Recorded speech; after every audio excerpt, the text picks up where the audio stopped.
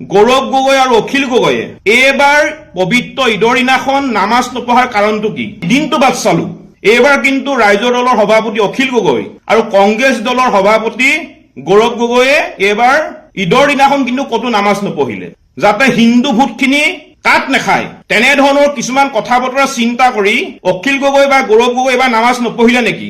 গৌৰৱ গগৈ অখিল গগৈয়ে বিগত সময়ছোৱাত ধৰ্মক লৈ যি ৰাজনীতি কৰি আছে, অসমীয়া মানুহৰ আবেগ অনুভূতিক লৈ যি ৰাজনীতি কৰি আছে, এই কথাখিনি কিন্তু আজি অসমৰ প্ৰতিজন ৰাইজে কিন্তু বুজি উঠিছে। সমূহ অসমবাসীৰ ৰাইজলৈ পবিত্ৰ ঈদৰ শুভেচ্ছা জনাইছো। আমি জাতীয় সংগ্ৰামী অসম সদায় প্ৰতিজন খিলঞ্জীয়া মুছলমান ৰাইজৰ আমি পক্ষত আছো আৰু ভৱিষ্যতেও থাকিম। আমি কেৱল মাত্ৰ অবৈধ সংযোগযুক্ত যিবোৰ মিয়া আছে, আমি মিয়া বিৰোধী, আৰু মিয়া বিৰুদ্ধে জাতীয় সংগ্ৰামী অসমে অভিযান চলাই আছে আৰু চলাই থাকিব।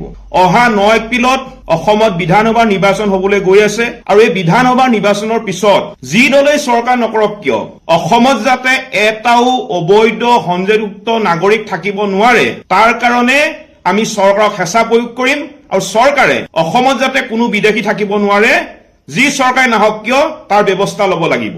এইখিনিতে আজি মোৰ এটা কথা মনত পৰিছে। আজি পবিত্ৰ ঈদ, আৰু পবিত্ৰ ঈদৰ দিনাখন আমি প্ৰতি বছৰে দেখা পাওঁ যে ৰাইজৰ দলৰ সভাপতি অখিল গগৈ আৰু কংগ্ৰেছ দলৰ সভাপতি গৌৰৱ গগৈয়ে প্ৰতি বছৰে ঈদত মুছলমান লোকসকলৰ লগত নামাজ পঢ়ে, কিন্তু আমি দিনটো বাদ চালো।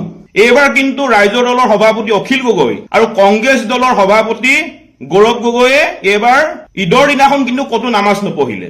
নিজকে মুছলমান মানুহৰ সংখ্যালঘু লোকসকলৰ ত্ৰাণকৰ্তা বুলি পৰিচয় দি অহা গৌৰৱ গগৈ আৰু অখিল গগৈয়ে এইবাৰ পবিত্ৰ ঈদৰ দিনাখন নামাজ নপঢ়াৰ কাৰণটো কি? তাৰ মানে নিৰ্বাচন আহি আছে, নিৰ্বাচনৰ আগত যাতে ইয়াৰ কোনো ধৰণৰ প্ৰভাৱ নপৰে, ঈদৰ দিনাখন নামাজ পঢ়াৰ পিছত যাতে হিন্দু ভোটখিনি কাট নাখায়, তেনেধৰণৰ কিছুমান কথা বতৰা চিন্তা কৰি অখিল গগৈ বা গৌৰৱ গগৈ এবাৰ নামাজ নপঢ়িলে নেকি? এই প্ৰশ্নটো কিন্তু আমাৰ মনত আহিছে। গতিকে আমি ক'ব বিচাৰিছো, এইখন অসম হৈছে বিভিন্ন জাতি, বৰ্ণ, ধৰ্ম, ভাষা নিৰ্বিশেষে বিভিন্ন লোকৰ সমিল মিলেৰে একতাৰ দোলেৰে বান্ধ খাই থকা অসম। এইখন অসমত অসমীয়া মানুহৰ মাজত, ই হিন্দু হওক বা মুছলমানে হওক, কোনো অসমীয়া মানুহৰ মাজত কোনো ধৰণৰ ভেদাভেদ নাই। মই ইচ্ছা কৰিলে 1000 বাৰ নামঘৰলৈ যাব পাৰো, সেৱা কৰিম। মই ইচ্ছা কৰিলে 1000 বাৰ মছজিদলৈ যাম, দোৱা কৰিম। মই ইচ্ছা কৰিলে গীৰ্জালৈ যাম বা যাব পাৰো। আমাৰ মনত কোনো ধৰণৰ ভেদাভেদ নাই।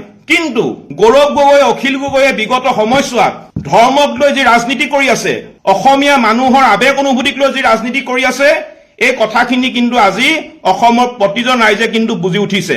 আজি ঈদৰ দিনাখন কি কাৰণে নামাজ পঢ়িবলৈ নগল, তাৰমানে তেওঁলোকৰ প্ৰকৃত চৰিত্ৰ আজি ফুটি উঠিলে। গতিকে গৌৰৱ গগৈ, অখিল গগৈয়ে এই প্ৰশ্নৰ কিন্তু স্পষ্টীকৰণ অসমৰ ৰাইজক দিব লাগিব, ইয়াৰ উত্তৰ দিব লাগিব।